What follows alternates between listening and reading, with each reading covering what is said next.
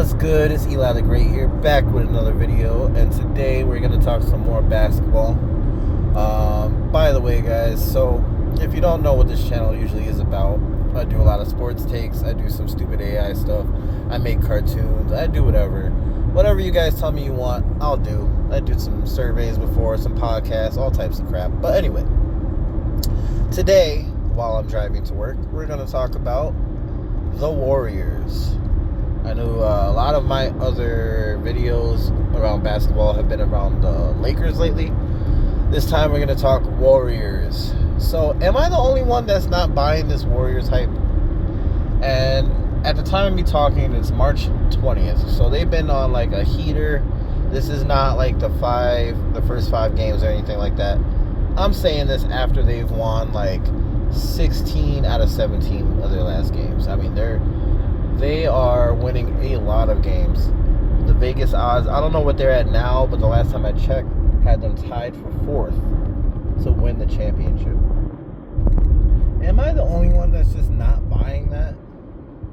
Like, okay, so let's break it down. There's a few reasons why I think that. One, the Warriors haven't beat that many great teams in that run. I think they had a few. I know they just beat the Bucks, but the Bucks have kind of been downhill lately. They beat, I think, the Nuggets, maybe. I don't know. I have to look through it, but they haven't been beating any world beaters. It's not like they're beating the Cavs and the Celtics and the Thunder or anything like that. They're not beating any like crazy contenders in that run.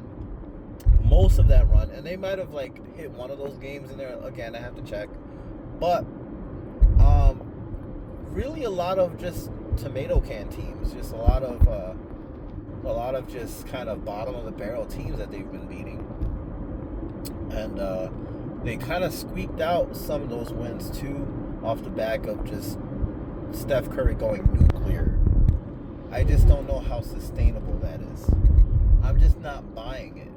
I think that Vegas thinks that they were like a Timberwolves caliber team that now with the trade went up to a Nuggets Lakers caliber team, right? They're seeing it as they went from a good playoff team to a contender. I don't think that's the jump that they made. I think that everyone's looking at the jump and they're like, wow, this is a contender now. The jump that they made was actually a Suns level team, Kings level team, somewhere around there, and now they're at like a Timberwolves level team. Like, that's the jump that they made. They went from a play-in team to a bottom tier playoff team. They did not go from a bottom-tier playoff team to a contender. They're a solid, I don't really want to see you bottom of the playoff team. That's where they are. If they got matched up against, like, the Grizzlies or the Houston Rockets, they have a decent chance in that lineup, that matchup. But still probably be favored in those other teams' favor.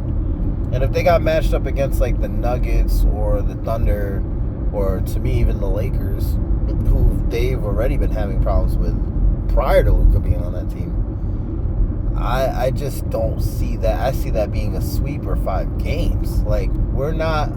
I see if they go against the Celtics or the Cavs, they're probably losing in 5 or 6. Like, this is not a contender, guys. They should not be fourth in the Vegas odds to win a champion. There's no way.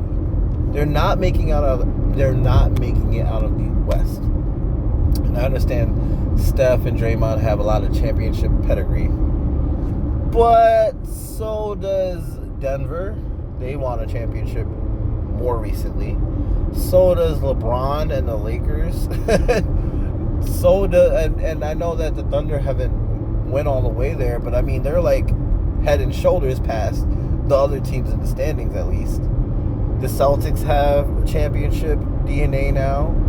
So we can't even use that. And And that team is a lot weaker. That team had Klay Thompson on it the last time they won a championship. They don't have that anymore.